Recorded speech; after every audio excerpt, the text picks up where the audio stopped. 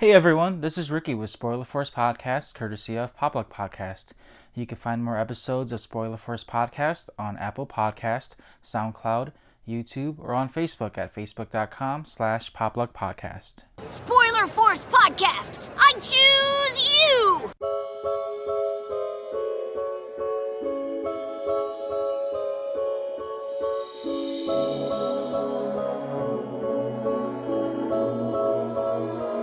It's a LP And this is episode 17 of Spoiler Force Podcast. This is Ricky, and thank you for tuning in. I do want to address a few things here before we get started. If you hear some sort of slight banging, it's from the dryer that's downstairs. I'm drying some of the extra clothes that we have in the house, so don't mind that as well. So it's pretty quiet, so you might hear an echo where I'm recording, because usually I record this in my room, but because the house is empty and neighbors aren't being so noisy like they were this morning, I'm in the living room where I have more space to work with. So thank you thank you guys for listening, and for those of you who've shared and who've also liked Popluck Podcast and subscribed to my YouTube channel and all that stuff. Thank you so much for that. So I do want to start off with some things here. I will be going through some notes as well. So if you hear that ruffling noise, it's just my notebook, because I had so many notes that from weeks prior that it was so unorganized in my phone. I wrote them all down, and I had to really space it out to see which topics I really wanted to dive into and what I wanted to talk about really. So I do want to start off with shouting out anime oils. You've heard of them on my podcast before. I mentioned them during the Michigan Comic Con or Comic Convention really episode, where I mentioned that they did commissions as well, and they recently did the Demon Slayer artwork for me. So I contacted Crystal, who's the artist, and when I contacted her, she was really nice about it. She gave me kind of like a blueprint really to see where the price range fell, because the prices are different when it comes to just black and white art versus colored art. But because I asked of her to do a minimal amount of color, she met me somewhere in the middle before. So I bought two more 8x10s. I sent her pictures of Zenitsu in his Thunder Flash form, where he's where he's fighting in Demon Slayer and his eyes are closed and he's going Speed Force. And I have the unmasked Inosuke artwork as well being done on the canvas. I paid $50 for both. It's the same price that I paid for my other two. What I have done is it's black and white, and then I'm having her color in the eyes, and both pictures have both characters have a little bit of blood on their face, so she's gonna color in the blood. And then what's funny, I noticed that every character in Demon Slayer, they all have colored tips to their hair, so she's gonna do in the tips for both characters. So I'm excited for that as well. And Demon Slayer has been very great as an anime. I'm not gonna dive in too deep into Demon Slayer as well. I'm gonna talk about it later on in this podcast, but I'm not gonna dive too deep into the details, because I know that the season 1 isn't exactly over. I believe there's about 1 or 2 more episodes. So thank you again to Crystal from Anime Oils. Continue doing the good work. I'm looking forward to doing more business with you, really, because I have a lot more that I want to do. It's not exactly too expensive either. Her quality of work matches the price that she's charging. So if anything, if she wanted to charge more, I actually would have paid a little bit more. I actually tipped her too. Wish I tipped her more, but I didn't have enough money to exactly tip her as much, because it was only because she helped me out during that weekend of Michigan Comic Con. But yeah, I do have future requests as well, such as more of the Demon Slayer characters, the pillars, all of the pillars really. I may have her do some sort of maybe Death Note characters, like Light and L for sure. She does a lot of Dragon Ball stuff, so I'm not gonna really ask for that. Maybe some. I had some characters in mind, but they slipped my mind. But to continue on as well, I do want to mention listen to Nerd Radio on all podcast platforms, and on Facebook, Apple Podcast as well.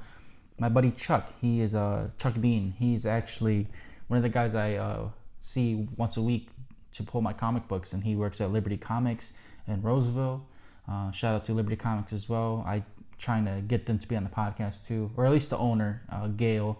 I want them to be on my podcast. They've agreed to let me set up my podcast in their shop as well. I mean, my setup is super simple, and for my guests who know, it's very simple. It's nothing too like crazy, but they've agreed to that. So hopefully I can get into more to talk to them. But yeah, listen to Nerd Radio 101 too, and check out Chuck Bean's podcast. And also, I did want to mention that it is the holiday. Yeah, I know. With the holiday here, I should be going out and hanging out with some family or friends that I have. But I had nothing planned really for this weekend. I just wanted to sit back, relax, read some comic books, do my podcast because I want to stay consistent. I didn't mention anything about a break, so I wanted to do this podcast. I originally wanted to do my podcast on Friday or Saturday, but I was so caught up in comics and doing some other things as well. So the only time I really had free was today. And really, I did want to have Ari Spears on my podcast this weekend. I know it's the holiday too, but when I was emailing him, he wanted me to send out a date or shoot an email of the date, and this was like the time that I emailed him, it was like a month away. It's not a big deal to me, and continue to listen and follow Ari Spears as well and support him as well. He's a great comedian. He's a great person to listen to on the podcast. Him and Andy Steinberg, they speak some real shit too, so it may sound hard or harsh to the ear, but man, they speak some truth, and so listen to them and follow them as well and support them. As well, I do want to mention that the next couple weeks here, like next weekend and the following weekend, next weekend I will be in Wisconsin for my cousin's wedding. Congratulations to you too. Hopefully I can do a podcast during that weekend. I know it's a wedding weekend and it's gonna be very hectic with family and planning and all this wedding stuff, right? So I'm gonna try to do a podcast in between with one of my cousins who's like a huge anime freak, bigger anime fan than I am. So I want to do that, but I'm not too 100% sure. But the weekend after, September 20th to the 22nd, that weekend, I will be in Cincinnati Comic Con in Cincinnati, or downtown Cincinnati. And I'm excited for that because, I have a VIP badge. I got a hotel booked already. I just got to save up some money for the guests and photo ops and all that bullshit. But, if you listen to the podcast and you're going there or you live in that area, please don't be afraid to say hi to me as well. I'm going to be passing out cards and trying to expand my podcast more. I find that cons and any convention really and any gathering of nerdom, like they're more open to taking my podcast cards than certain people. But I'm excited to go. The actors from Gotham's going to be there. Marina Baccarin and the guy who plays Jim Gordon. Ben McKenzie. He's going to be there. Those two are the two that I want to meet the most. And then you got two actors from the Umbrella Academy Netflix adaptation there too. The girl who plays Rumor and the guy, I think his name is Ben in the show. The Asian guy who died. He's going to be there. I'm not too excited to meet him. I mean, he's Asian, but he was probably on like one or two Wong Fu videos. But I do want to meet Rumor as well. King Theoden from Lord of the Rings, the captain on Titanic. He's going to be there. I want to meet him. That's really much it. There's some comic book artists like Frank Cho and some other people. I'm not gonna dive too deep because I'm gonna be driving down there and I don't want to take too much stuff with me too. I'll probably get some of my Harley Quinn books signed because of Frank Cho and I like his cover art, and I have a Vampirella art that's from him too. I'll probably get that signed from him, but then other than Frank Cho, there isn't too many major artists that I really want to see, unless these artists are not like, they're more like old school, like Silver Age and Bronze Age artists. So I don't really have too much of those books. I have a lot of more new age books, you can say. But yeah, man, I'm excited to go. And there's a pho restaurant that's around the hotel that I'm at, so I'm gonna get some pho in Cincinnati because why not? I mean, any Asian person, if you go and travel and you don't grab pho while you're on vacation as well, I don't know, man. That's on you, but I gotta grab some pho too. Any location, man. But yeah, I'm excited to go to Cincinnati, man. So that's gonna be a big thing for me. I do have some guests lined up too. I got like another guy who's in the Marine Corps who was really interested Tom Norringham, I think is his last name, or Tom. I mentioned him on the podcast before too. I met him at Michigan Comic Convention. He gave me his business card. He does paranormal research and stuff, and he reached out to us and tried to schedule a timing with us. He lives in he's around like the Bay City area, so in Michigan. But I do look forward. Hopefully, I can try to do some sort of podcast with him in October, because that'll be more of that theme in October with Halloween and paranormal stuff. So me and Andrew are gonna try to plan a trip to go out there and meet him for a weekend and podcast with them. And speaking of Andrew as well, I'm gonna dive a little bit like heavy here. This morning, Andrew contacted us, and please, for those of you who are listening as well, send your condolences to him. He lost a very close friend to him, Phil, I believe his name is pronounced Fila, but they called him Phil. My condolences, and send condolences to Andrew and to their family if you know who they are. He passed away this morning, early this morning. So Andrew, we're keeping you in our thoughts. And now if you hear that, someone's fucking mowing their lawn now, so they're gonna hear that in the background for a few extra minutes or so. But if you can ignore that, let's start off with film reviews I have here as well. Before I do that, I did want to mention that I did reach out to 2 actors from The Room. Their names Robin Harris and Juliet Danielle. Juliet played Lisa on The Room, or in The Room with Tommy Wiseau, and Robin played Michelle. I contacted them on Instagram. I highly doubt they'd ever see it, but then if they were to ever agree to be on my podcast, that'd be so fucking dope. They have like this little mockumentary on YouTube where they make fun of the fact that they're actors on The Room, or actors in The Room. So check that out. So again, let's start with these film reviews. Last weekend, I went to watch 3 films, which is surprising because I haven't had time to watch any films. The first film I did want to review here is Ready or Not. It is that it's that film where the actress, where she marries into a family and they play games and stuff. Let me just pull up her name. So give me one moment here. She looks a lot like Margot Robbie and a little bit of Kate Upton. She looks a little bit like a mix between them. Her name is Samara Weaving. She's actually like really pretty, but she just looks like a downgraded Margot Robbie, really. But she did really well in this movie. I've never heard of her before. Apparently, her last movie, or she was in that Babysitter movie on Netflix. She was on some TV shows. I don't know her too well. But the movie's based on her, really. She marries into this. Her character's name is what's her character's name? Her character's name is Grace.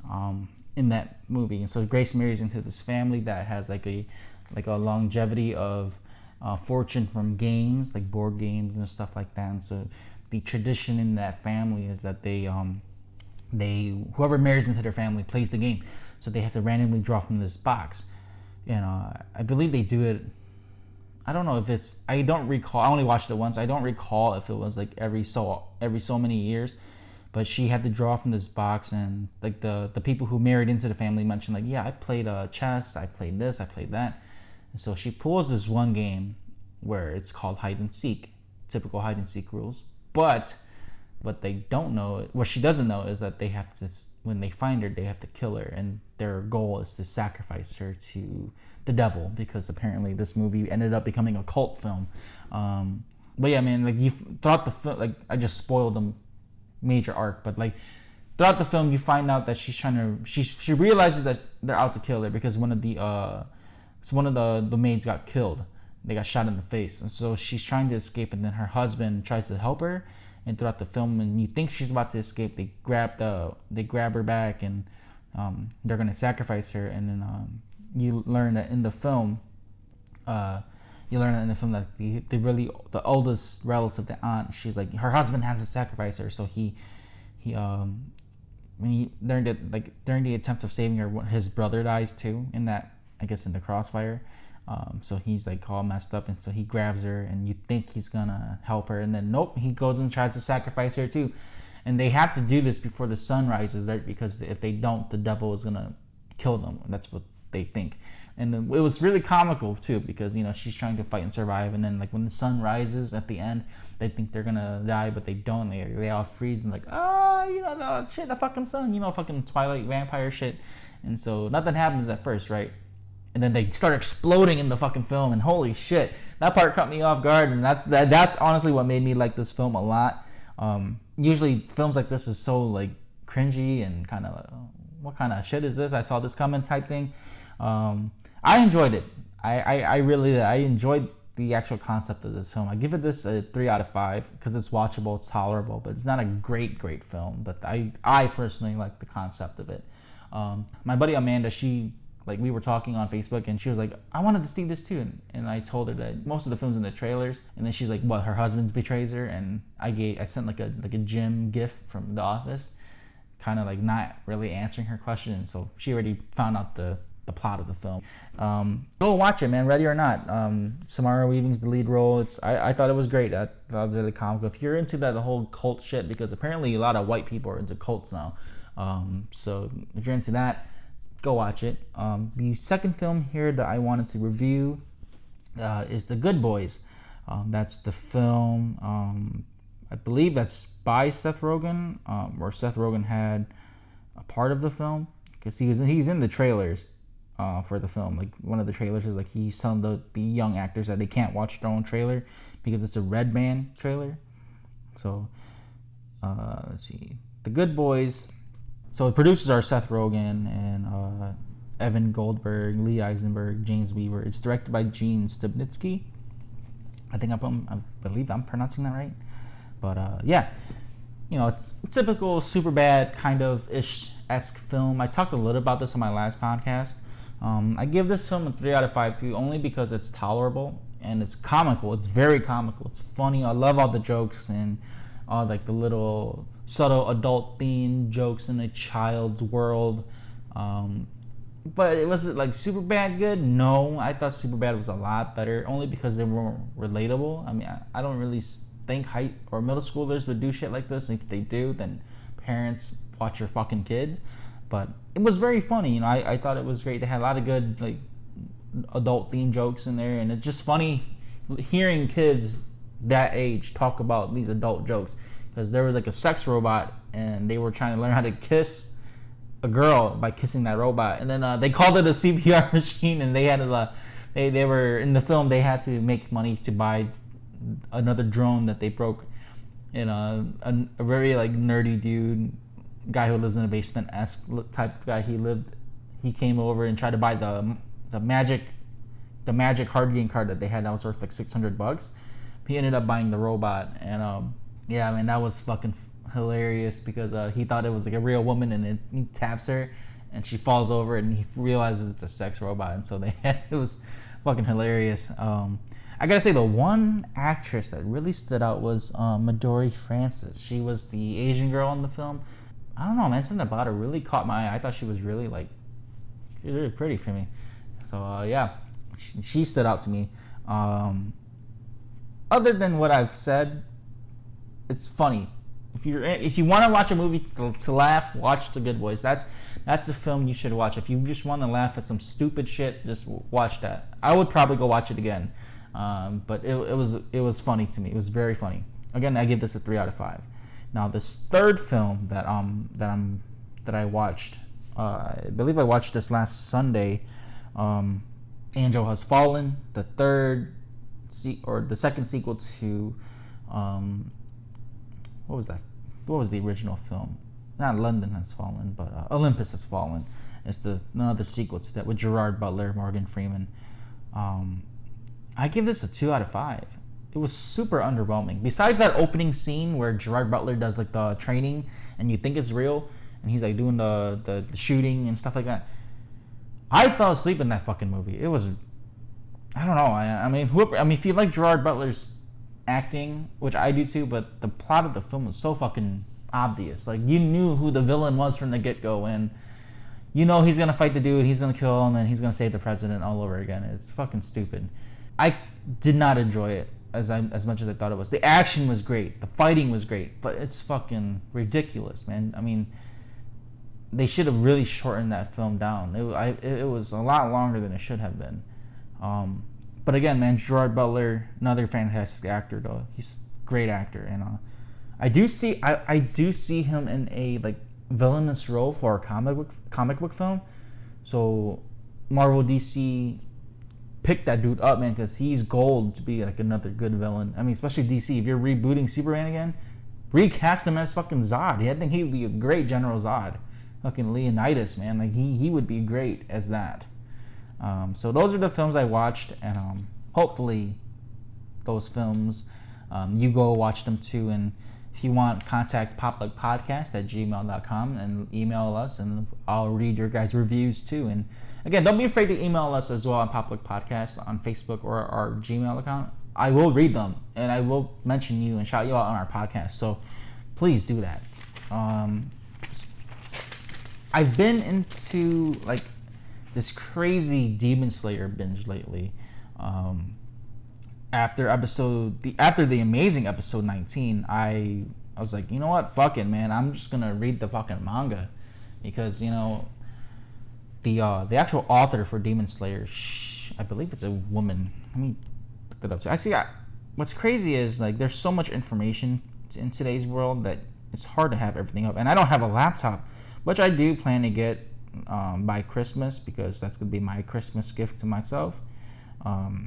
But once I get a laptop, it'll be much easier to pull up information.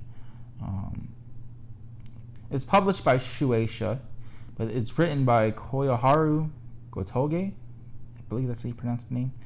I believe that's a woman. I heard on another podcast or something that it was by a woman. Anyway, sorry about that long wait. But anyway, Koyoharu Gotoge, the writer for Kimetsu no Yaiba or for Demon Slayer. I remember watching someone's reaction video or listening to something like that, where the writer cried watching the anime adaptation of the of episode 19, and I nearly cried too. I mean, holy shit! I never really cry watching TV and stuff or watching movies, but man, that shit was like heartstring pulling, because like Tanjiro was fighting for his life and for his sister's life. So what an amazing episode that was. And so after that episode, I was like, I'm just gonna read the fucking manga. I can't wait no more. This is insane. I picked up the manga and I sent out links to my uncle. I sent out links to my cousins, to some of my buddies. I even got Andrew reading the manga now. He's slowly catching up, but me and one of my cousins, we've been theorizing and messaging each other about Demon Slayer, and we're so invested into this series, and I've been obsessed with this series ever since that episode. I was hooked.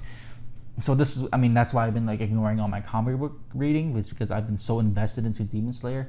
And the next episode is dedicated to Demon Slayer specifically.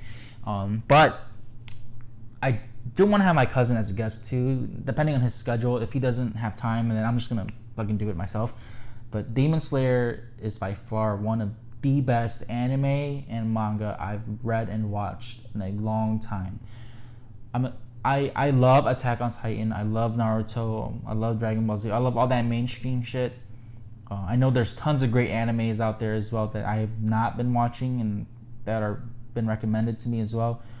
But right now, Demon Slayer is the hype right now. For me, it is. Demon Slayer is the hype. I've got statues pre-ordered. I got artwork done. Again, I was contacting Anime Oils. I've got paintings coming in to me because of Demon Slayer. I'm in love with this show. The character build-up, the quality of artwork done by the animators for Demon Slayer. I think they're Ufotable. I can't pronounce that right. Yeah, the studio is by Ufotable or Ufotable, or I don't know. Don't make fun of me. I'm not a weeb. I'm not a super weeb, so I couldn't pronounce that. But their animation studio is fucking amazing. From what I've seen on YouTube and the comments and stuff, that they have like an endless budget, so that's why it's so fucking good. But But man, I'm so obsessed with this, and the manga right now is just so crazy because I feel like they're going to end it sometime within the next 6 to 8 months. If not, then great. But series like this shouldn't be extended to the longevity of Naruto because that's just too fucking long. Demon Slayer, short, simple, down to the point. I really do hope they do like a movie, maybe 2 movies at least, for Demon Slayer. And surprisingly, the summer animes, this wasn't even the top mentions. Everyone's fucking talking about Fire Force and Dr. Stone. Dr. Stone is fucking whack. I'm saying that right now. Dr. Stone is whack as fuck. I don't know why that's so fucking hot. I was on that hype train until I watched the first 2 episodes. And I was like, this shit's fucking stupid. I guess it's because it's similar to Full Metal Alchemist because it deals with alchemy and all that science shit. Fire Force, I'm giving it a green light because it was interesting. I'm still behind. I only watched like 3 episodes of it, but the action scenes from what I've heard and avoided are very well done. So I'm gonna make some time to watch that too. But I've also been catching up with One Punch Man again and My Hero Academia. So far, the One Punch Man manga, I believe I left off where Zombie Man ran into another super villain because Atomic Samurai fought that black sperm villain, and technically he did lose. He didn't win, but he did lose, or he escaped. And Zombie Man's fighting this guy who is has powers from the Lord of Light, I believe. Let me just pull up my notes here. The villain's called Homeless Emperor Light, so he can shoot shoot light beams from his hands and shit. They go into his background like he was blessed with this ability. He's a villain, so he's fighting Zombie Man, and he can't kill Zombie Man because Zombie Man's technically immortal. So they're fighting. A lot of these heroes in One Punch Man are fighting their own battles, or at least the S-class heroes. Pig God, who's like the really fat villain, he's the one that eats everything. He's fighting another villain called Dragon Gums, and he got swallowed by him, but then he escaped too. So now they're fighting. Sweet Mask, who is the number 1 A-class hero. He's like the K-pop-esque hero. No one really knows his real powers. He purposely stays number 1 in A-class so that no one can go beyond him. So he's like the block between S-class and the rest down. He was chasing down a villain, and he discovered how the monster cells are being made that was being distributed to the people in the cities in One Punch Man. And so he destroyed that, and then he ran into this villain called Führer Ugly. I believe that's the name. Yeah, Führer Ugly. I think it sounds German, but he's like a very messed up face, and he looks like one of those children of incest. Like he's all fucked up in the face. But from the details you learn from Sweet Mask, he says if you're ugly on the inside and you turn into a monster, that'll really activate like the monster in you. So he's fighting someone, I guess, ugly in the series. They're at the advantage, and so he's like freaking out and fighting this guy because he realized like how strong and how fast he is. One Punch Man has a bunch of weird names for their villains and their heroes. So I'm surprised I even remember that kind of. I had to write down notes too just to remember. But there's Atomic Samurai's team. They're fighting the evil spring water. And hold on, Lilo, stop please. I'm sitting next to my dog, so she's scratching herself. You can hear it. Lilo. Yeah, my dog's crazy. She wants to scratch herself. She's suffering from allergies. And that's what's happened in One Punch Man so far. Nothing too chaotic. I did want to jump into not One Punch.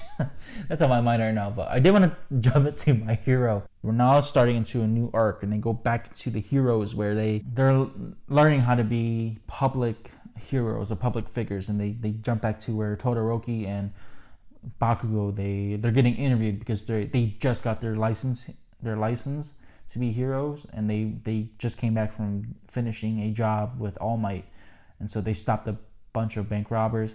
They're being interviewed, and Bakugo is being the typical Bakugo, and he's just doesn't want to be there. And then Todoroki's trying to be calm, and he's just being the regular hero. And they asked him, what makes you want to be a hero, or what does it mean to be a hero. And Todoroki mentions on some sort of, I'm paraphrasing here, but Todoroki mentions that he just wants to make sure that people feel safe around him. Unlike Bakugo, I mean, Bakugo's a douchebag, really. He knows what to do as a hero, but he doesn't know how to be a hero. If you get my drift. Like, Bakugo is a great fighter. He knows how to win. He knows how to fight. But to be a public figure, that's his huge struggle as a hero.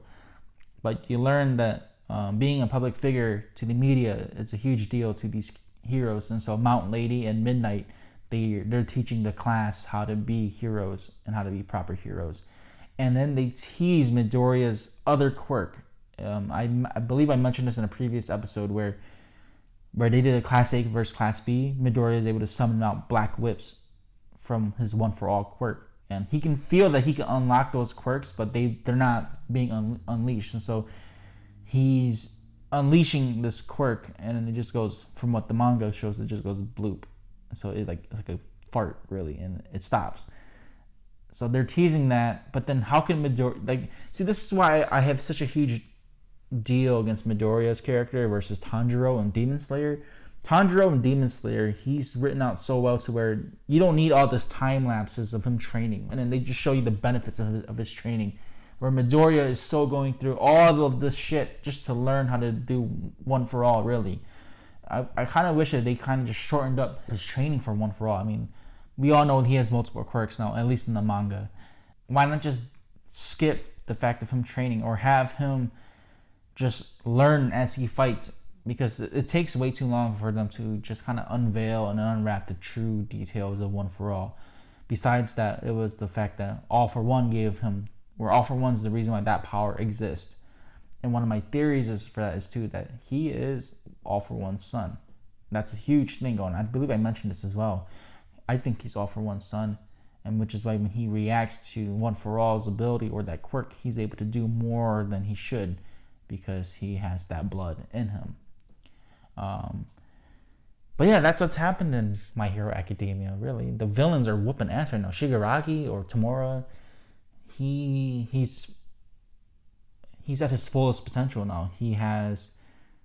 all the hands on him are gone besides the one on his face, but he's unleashed his true self.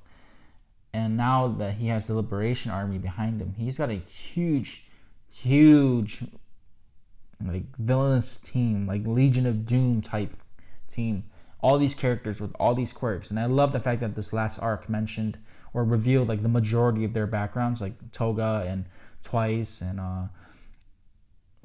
that lizard dude that serves that wants to be like Stain. The only one that they didn't go into detail was Dabi, and I think his details will happen when he fights either Todoroki or when he fights Endeavor. And I believe I mentioned this as well on the previous podcast, that I believe Dabi is the bastard son of Endeavor, and I think that's going to be a huge twist to the story that's going to cause Todoroki or Shoto to really like try to dig deep and become the hero that he needs to be to fight someone like him, and to really master the fire side of his quirk, because Dabi's flames are blue, so obviously blue flames are a lot hotter. It's so hot that it burned his own skin. So if it ever happens, maybe Todoroki or Shoto can access blue flames too. I mean, in the anime, Endeavor accessed blue flames as well. So I think that's going to be a huge part of this story arc when they fight. That's all I have for anime, really. I was recommended to watch Anohana and Ajin on Netflix. I believe they're Netflix originals. Anime. Andrew wanted me to watch Anohana because it's like a slice of life type of anime. From what I've seen, it's similar to Orange. I watched that on Crunchyroll. So watch Orange. It talks about suicide awareness. Great slice of life anime. And I know I've talked about The Promised Neverland before. I promised that I was going to read it, but I've been slacking so much, and I've invested so much time into Demon Slayer that I haven't gone through and finished or caught up in The Promised Neverland. And from what I've seen is that they're close to ending that series, so I got to really catch up. But yeah, let's jump into some comic book stuff now. Enough with this anime stuff, right? Holy shit. I've been recommended to watch The Boys, which has been out for roughly 2 or 3 weeks now, which I have not seen. I got one spoiler so far, so that's on my part. I was upset. I shouldn't even be upset. I spoil shit on my podcast. I shouldn't even be upset. I was just upset at myself because I should have known better to watch the show beforehand. I'm using a friend's Prime account right now, so The Boys is something that I plan to watch as well. And then this week, Carnival Row was released. I don't know if that's a comic book, but Carnival Row was released and has Orlando Bloom and Cara Delevingne. And I saw the trailers in the movie theater for that. So that looked really interesting. It's about crime and it's a murder mystery. But what really drew me into that world, because it's like fairy tale-ish, it looks like Saga from Brian K. Vaughan and Fiona Staples. And if you haven't read that series, please read Saga. That's one of the best stories in the world, and they still have not released issue 55 yet because one of the main characters died and nothing's been released yet, and I'm itching to find out what they're going to do. But yeah, Carnival Row looked very similar to Saga, so I'm very drawn into that, and I plan to watch that probably later tonight or sometime this week as well. The Titans 2 trailer dropped. I actually enjoyed that first season a lot. Titans 2 has more characters now. Earlier this week, they released Hawk and Dove's new costumes. And I'm just excited to see Donna Troy. She was my favorite in the Titans season. I think they're diving deep into like more of the actual team now instead of the individual characters like the first season. Deathstroke was revealed. I believe Jericho and Ravager. I think they're being used in the series as well. And then Superboy with Crypto. That's going to be a huge one. So I'm excited to see Connor Kent in Titans season 2. And Spider-Man news, really. Spider-Man news, I didn't really want to talk about this really because the news broke out 2 weeks ago and nothing's really been released since then. The latest thing that I have here, it is by WeGotThisCovered.com. I don't know if that's a really reliable source, but this is like the most recent news from 2 or 3 days ago, and apparently Sony and Disney, they're in talks with another meeting. And if you listen to Comic Historians podcast, they go more into detail about what actually happened, because and what they said as well, like don't follow those third party sources, follow the financial side of Sony and Disney to see if anything changes. From what I know, and that's been confirmed by multiple sources as well, is that Disney jumped the gun on their contract. And I believe it's supposed to be a 4-film contract of Spider-Man. So it's Far From Home, or Homecoming, Far From Home, and then the Endgame and Infinity War count as one. So they have one more film for Spider-Man. Now, I don't know if they're going to agree to that last film. But if Sony cancels out, then that's on them. I mean, that's their call, really, because look how much money Disney was making. Disney was making money on the opening weekends and 100% of the merchandise in the video games. The video games. Sony should have been making that money because it's the fucking PlayStation. But they're making that. Disney's making that money from all that. And then Sony's making 95% of the movie stuff. And then Disney wanted to do 50-50 and still keep the rest of what they were making from all the other merchandise and games. Like, what the fuck? If I was Sony, I'd be pissed too. People don't realize that. Marvel fanboys are so caught up in the fact that Spider-Man is with the MCU that they don't see that this is a fucking business and that the money game for both of these major corporations is a huge deal. And if Sony wanted to, Sony could snatch Spider-Man away and cancel that fucking contract, and they can care less. I mean, honestly, for me, I could care less if Spider-Man was an MCU. You know why? Because I'm still going to go watch a Spider-Man film. When The Amazing Spider-Man came out, I talked so much shit about it. I still went and watched it. So I think what Sony should do, really, if they lose Tom Holland, just concentrate on... My dogs are acting up. Anyways, if they lose Tom Holland, focus on Into the Spider-Verse. That was something that no one saw coming. That was a huge breakout for Sony. And I think Sony should just stick with that. Because they have all the rights to every character for Spider-Man. they could work on a Sinister Six themselves. I believe what Disney was trying to do was put Kevin Feige's name on like their Spider-Man films, like even Venom, because Disney had some writers that was a part of Venom that wasn't credited, or at least I don't think they were credited. Kevin Feige wanted his name on all that stuff, and then I guess Sony was like, no, we do all the film work, we do all this. You help us, but we want our names on it. So it's just a bunch of business and legalizations and contracts and shit. But I believe they're going to have a meeting sometime in the next 2 or 3 weeks to really confirm if Tom Holland and Spider-Man itself is going to be a shared universe. If not, then I'm not going to be mad. Honestly, I'm on Sony's side of this. You can hate me for this. I'm on Sony's side. I believe Sony should do what they want with that character. They have the rights to it.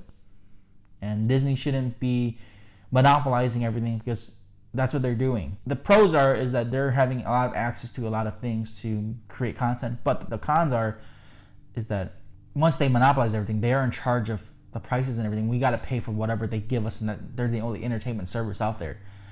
I don't want that as a customer. I would love to have more options as a customer. This is why cable was dying, because everyone is being monopolized, and then streaming came out, and now streaming is doing the same thing as cable.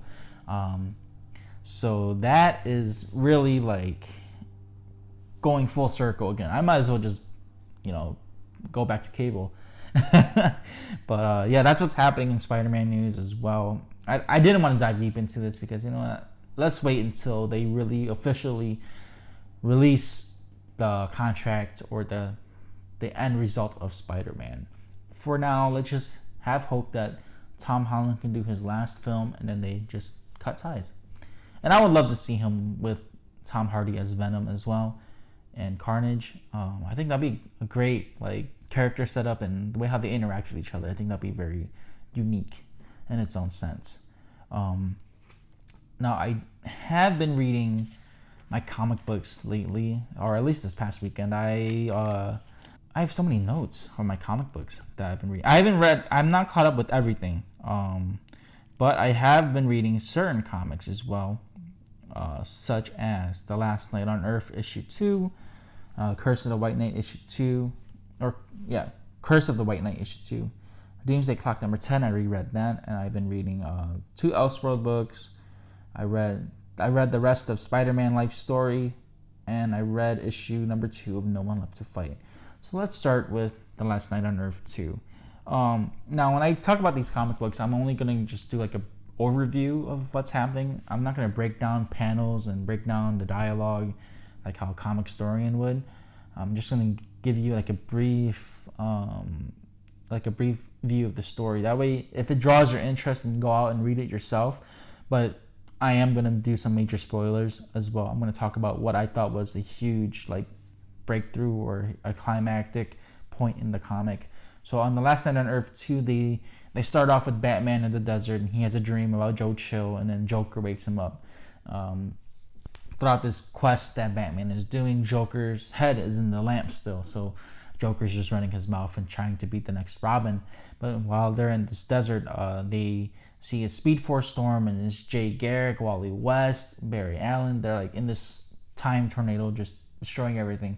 And if you haven't read The Last Night on Earth, this is set in a apocalyptic version of the DC universe.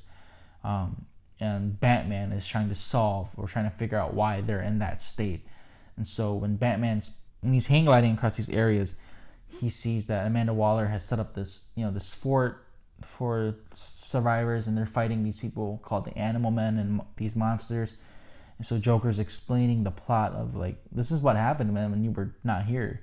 And so they see all this stuff happen. They run into this huge Swamp Thing cloud, and they finally get to the outskirts of the Fortress of Solitude. And Batman's trying to climb through the Fortress of Solitude, and he sees a rocket come down, and bam, bam, bam, bam, bam. All these multiple rockets come down. He realizes these are all similar to the rocket that Clark Kent came in, and so he gets hurt while dodging the rockets, and then Superman saves him. And then they go to where Kent Farms, where Clark Kent's farm is at, and you see Lex Luthor there with the Brainiac helmet, and he tells them what happened is that he made these clones of Superman because of what happened to the actual Superman. Now, this is where I really got drawn into the comic itself, was because Lex Luthor, before the apocalypse, Lex Luthor and Superman agreed to have this world debate, right? And so these shards of kryptonite are buried deep in the earth. Starro, who's one of the villains, was able to manipulate it, and they're reacting to the emotions of the people and to everyone besides Clark and Lex. Whoever they agree with, the opposite person will get killed by the shards. And so Lex was putting his bet on that Superman would win regardless, right? And so they have this debate, and Lex explains that Superman's argument was so well done, and Lex tried to argue back with it, and he knew that he didn't win. But then when they stand there at the cliff where they wait for the decision to be made, the Kryptonian shards shoot up, and Lex thought it was going to be him. He was like, Superman's going to save me anyway, so why not, risk it all? Nope, the world turned on Superman. Superman gets killed by these shards of kryptonite. And so Lex has this overwhelming guilt that, it should have been him, and that Superman, as much as he wanted to defeat Superman, he knew that he couldn't beat him, because this debate was supposed to end all fighting, right? So he has this overwhelming guilt, and he's done all these clones and trying to open up wormholes in space using the Brainiac helmet and try to bring back Superman in some sort of sense, right? And it doesn't really work, and they get attacked by Bane and Scarecrow, who are coming back from the city. I believe it's not so much Gotham, but they come back from pretty much killing Alfred, and that was a major part in the story too, because they reveal who the antagonist is. The antagonist is Omega, and so Omega sends them out to kill Batman. And so when they're there, they try to kill Batman and Lex Luthor, but then Wonder Woman saves them. Lex Luthor sends them through another portal and sacrifices himself to save them, because the Supermen that he created were intoxicated by Scarecrow's fear gas. And so when they go back to the next panel where Superman and Wonder Woman are together, they see that the Spectre's cloak is a doorway to Hades. So they go through Hades, and they're riding the boat through Hades. And if you know Greek mythology, that you have to ride the boat through Hades, and you can't contact the dead or anything, because if you do, then you'll die. So Wonder Woman uses the lasso of truth to lead the way, really. And then she warns Batman, don't respond to these voices, because if you do, you're going to fall in the water, and if you fall in the water, you're not going to get back out. Superman sees all the heroes in the DC universe that are dead, and then he sees Alfred, and he starts freaking out. It's like, oh my God, Alfred, it was my fault for this. And then Wonder Woman and him, they continue to go on this road in the depths of Hades. They keep going, and they eventually get to what is apparently this new Gotham City, and it's run by Omega, and Omega has the anti-life equation, or the symbol, as the main symbol for his city. So Batman and Wonder Woman are trying to stop Omega. They get stopped by the Court of Owls in their tracks, and you find out that Dick Grayson is the new Talon, and they stopped it there. Now the thing is, though, with Omega, he could possibly be another Bruce Wayne, or what me and Andrew have been talking about, that he is the original Bruce Wayne, because one of the themes in The Last Night on Earth is cloning. We don't know if this Batman that's in the story is either the clone or a revived Bruce Wayne. There's nothing really confirmed about that, because I talked about this in a previous episode as well, that the original Bruce Wayne was shot. What me and Andrew have been theorizing is that this Bruce Wayne that's in The Last Night on Earth is an actual clone, and that Omega is the real Bruce Wayne who survived. It's a great story so far. It's very dark. I had to reread it a few times because Scott Snyder's writing is so undertoned. There's so many details that you don't catch the first time reading it, so you have to go back and reread it. And I was just so invested into this story now, and so I can't wait.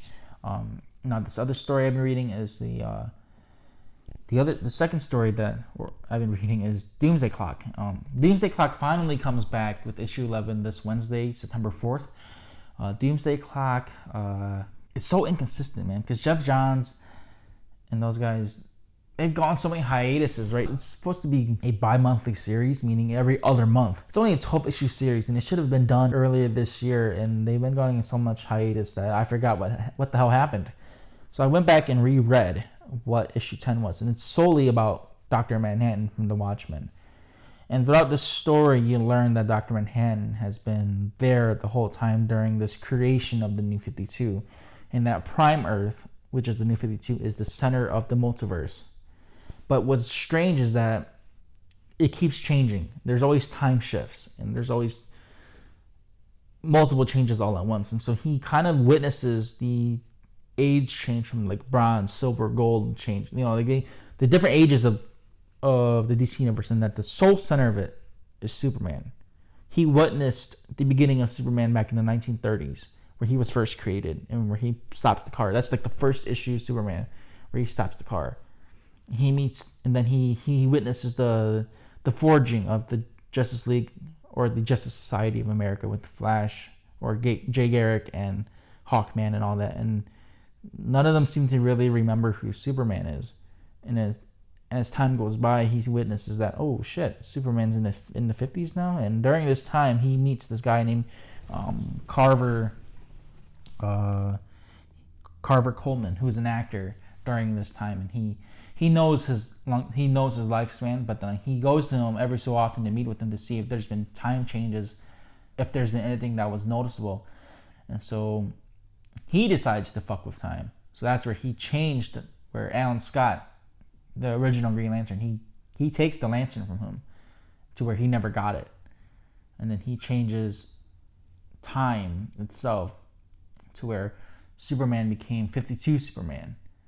And then the forging of 52 to Rebirth. And Wally West witnessed it. And so Wally West was the one who told him that you're not going to get away with messing with time.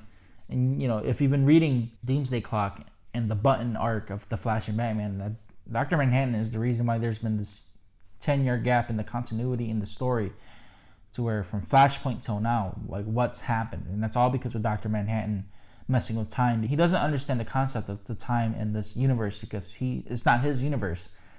He went to a place where he can feel more comfortable in. He calls it the meta universe because it's itself its own, like how a meta-human is. It's its own meta space. It's different. It's something he can't control. And so he's been trying to control it, and it turns out that he realizes that he's become the villain. That by him messing with time in this universe, they're going to go after him now. And he can't see the ending because he realizes that it comes down to him and Superman fighting. And the last thing he sees is just Superman holding a fist and throwing it at Dr. Manhattan. He doesn't know if he stops time. He doesn't know if Superman defeats him. It just goes black. And they end it there. And you see that Dr. Manhattan realizes he's the villain. And I believe the last panel, the quote was like, he says, "I'm a man of inaction, on a collision course with a man of action," reference to Action Comics. And in this universe of hope, I have become the villain.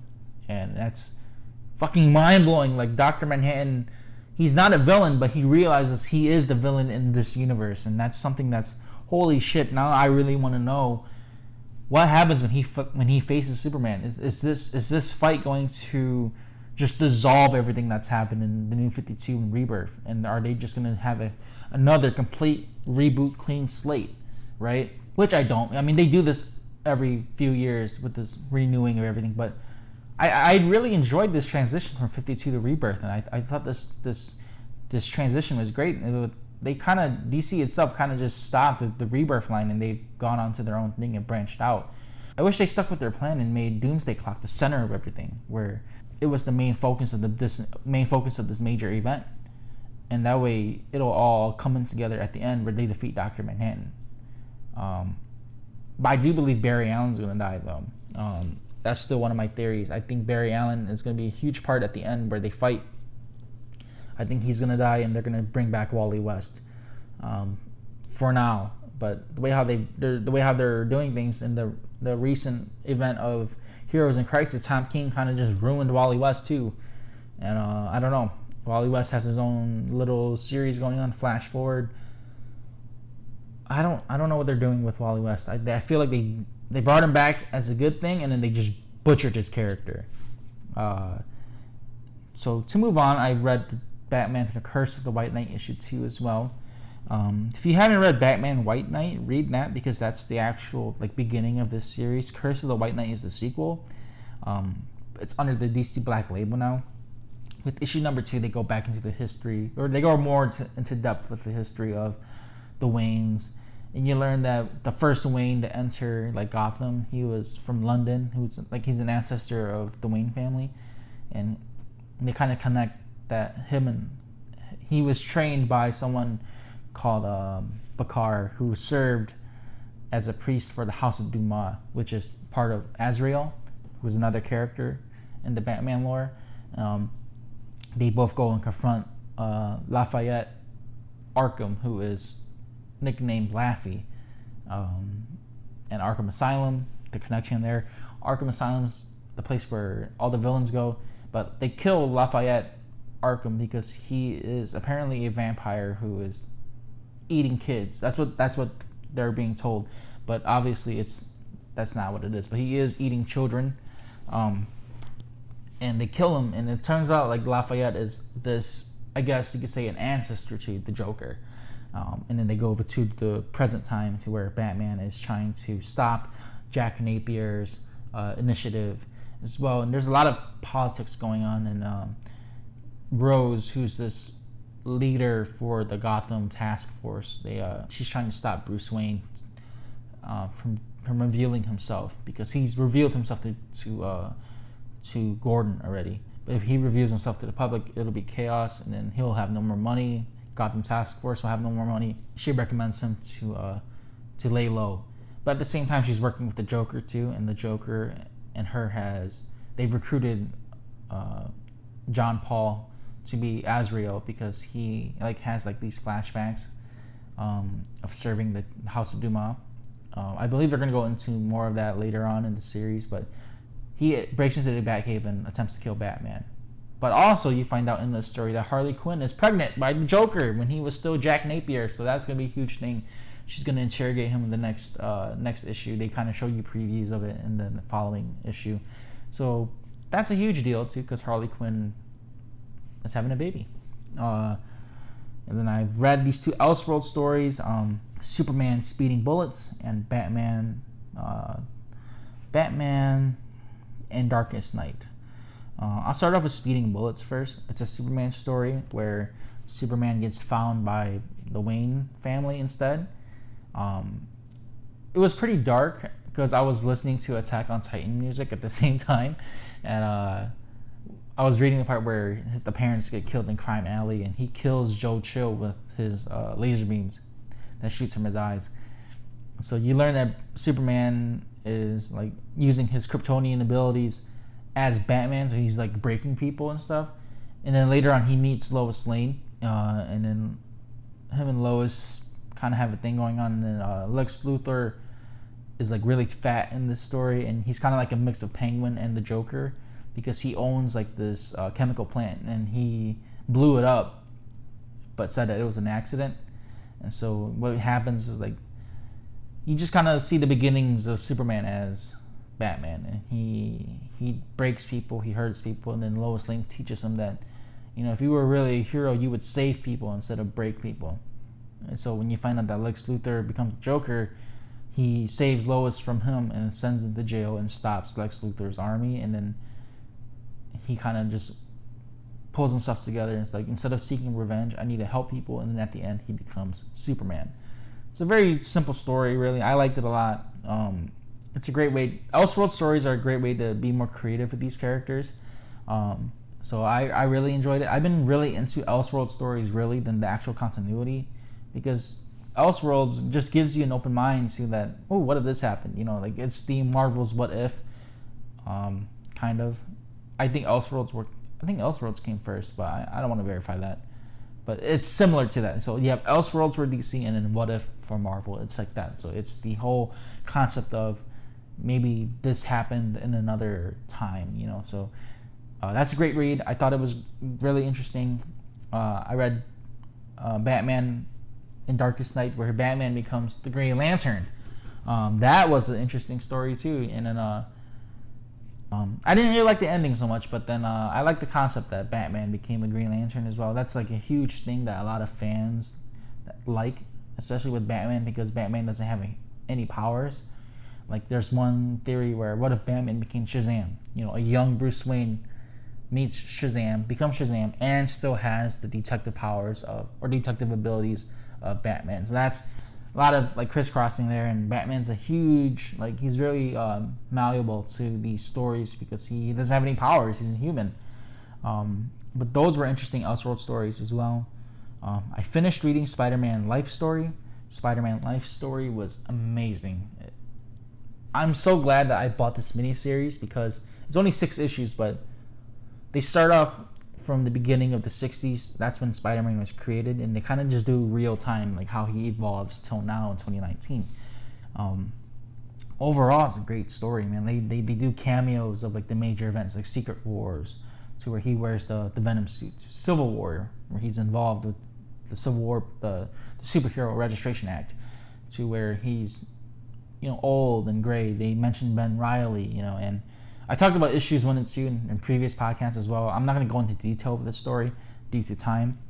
But then at the end, Spider-Man dies. And, you know, he becomes a great hero, but he passes on the mantle to Miles Morales. And what an overall great story, man. Like, this was by far one of the best Spider-Man books I've read in a long time. That's not major continuity. Spider-Man is definitely one of the greatest Marvel characters out there, which is why when I brought up the whole Disney and Sony thing, I believe Sony can do well with just Spider-Man alone. He has enough in his universe and in his story to build off a great franchise. He doesn't need the rest of the MCU. Would it be nice? Yes, but I think Spider-Man himself can just carry on his own brand. This last book that I read, or issue that I read, was No One Left to Fight #2. Now, this is the story that was inspired by Dragon Ball Z. So the main character, Vale, and the Vegeta character, Timur, they leave off with issue 1 with them fighting. And Timur, who's the Vegeta character, he's like going to release this huge energy blast, and his wife stops him. She stops him in mid-fight, and they have to go on to their... They have to continue on to go see the site where Vale won, where Vale won the last fight. And if you don't remember, issue 1, Vale is the main hero. He's he's the Goku of this story, and he has like some sort of PTSD from this last fight. So pretty much, they carry on. They start off the story where they fight the major villain, and Vale wins, but then he has PTSD that he doesn't tell anyone. And every anniversary, they go and visit the site.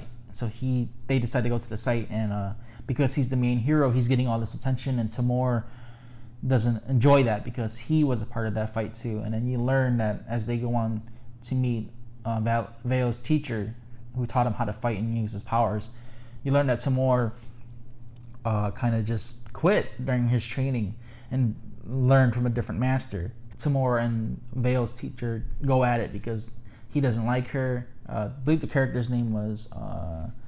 the teacher's name was Mistress Hargra. So Hargra and Timur go at it. You know, like, you weren't there for me. You didn't want me. You always favored Vale. And so this argument brews up, and it causes Vale to have like some sort of PTSD moment again. And he sees like himself in the future training kids as a master. And then he's like with this other student who has his child. And I think her name is Winda. So Winda, you know, has his child. If you don't know this story, then it sounds like nonsense, but it's pretty the second issue kind of made it more interesting than the first one, but at the end of this first issue, you see that Winda, who is the student as well, she makes a move, or she makes a sexual advance on Vale's character, and they stop it there. They do show like a villain as well that looks like a villain in the story. He has like one panel. He looks like a zombified Kung Lao from Mortal Kombat. He has like that hat too, that razor hat. He's like creeping on them. So I don't know if he's going to be the next villain or not. But they stop it off at there. It's an interesting story. I only bought this series because it was inspired by Dragon Ball Z. And you can tell by the artist and by the writer that they do have major similarities with the characters, having the masculinity in these characters Like they're all like muscled and everything, and they're fucking like huge like The Rock.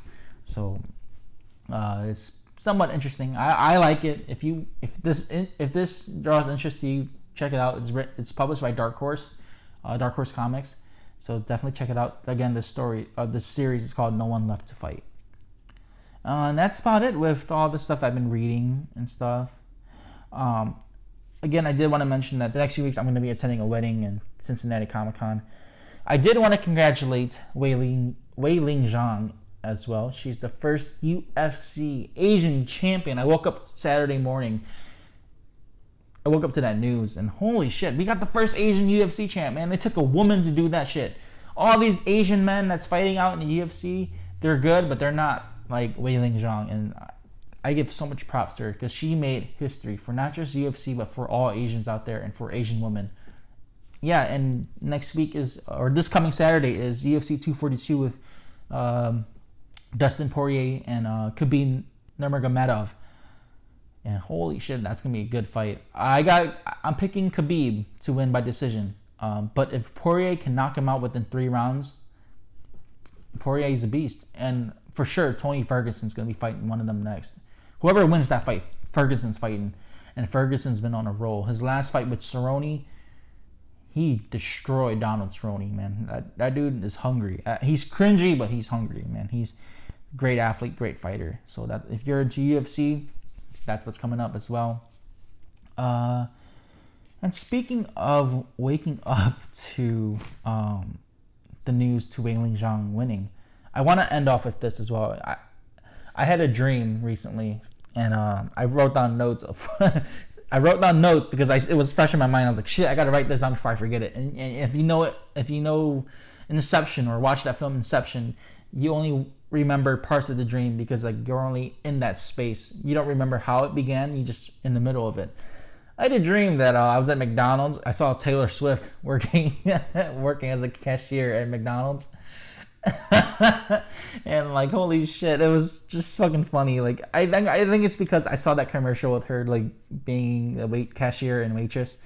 But yeah, I saw Taylor Swift at McDonald's working there, and then T Yang from Big Bang was at McDonald's too, and I was trying to take a photo with him, and he left because dreams are its own universe. Like you kind of you're either active in it or you witness like a film. Like where you're a third person, where you're not in the dream but you're witnessing the dream like a movie. And dreams are of its own concept and stuff, and it's the mind works in very crazy ways, which is why I feel like a lot of writers and artists, they're able to use that creativity and always create original art. And yeah, but if you have any concerns or comments or something you'd like to share, contact poplugpodcast@gmail.com or like the Poplug Podcast page on Facebook. Follow us, message us. I'll always contact or I'll always respond to you. And if you have stuff to share, I would read it in the email and read it on the next podcast as well. Again, I do want to remind you again that the next episode will be strictly Demon Slayer. So if you've been watching Demon Slayer and not been reading the manga, I would recommend that you'd wait until you catch up with the anime or the manga at least. I'm trying to get my cousin to do this podcast with me for Demon Slayer, and it's going to be strictly that. So there's going to be major spoils, major plot reveals, and we're going to talk about theories and stuff like that.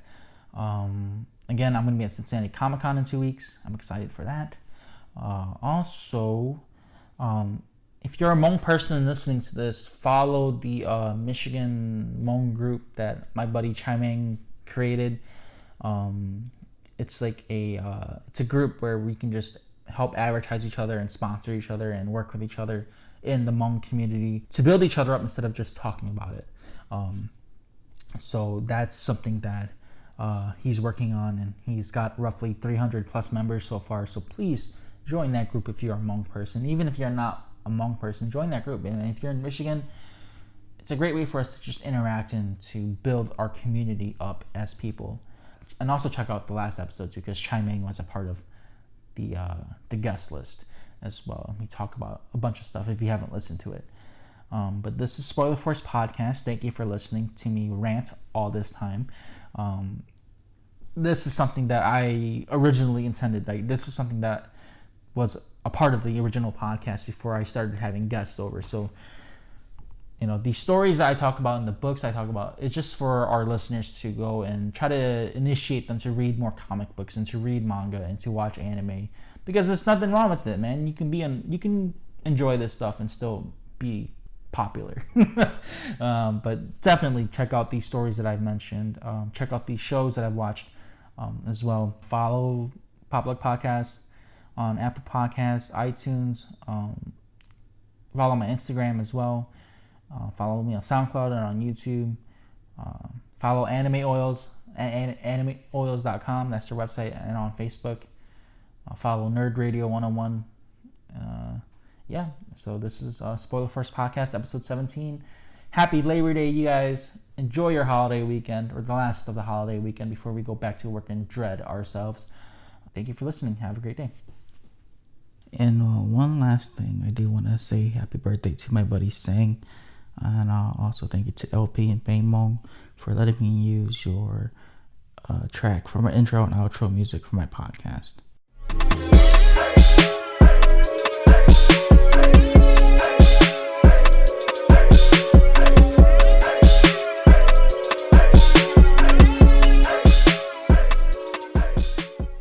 If you enjoyed this episode, follow my Instagram at RickyVang92, RICKYVANG 92, and follow Popluck Podcast on Facebook.com/PopluckPodcast.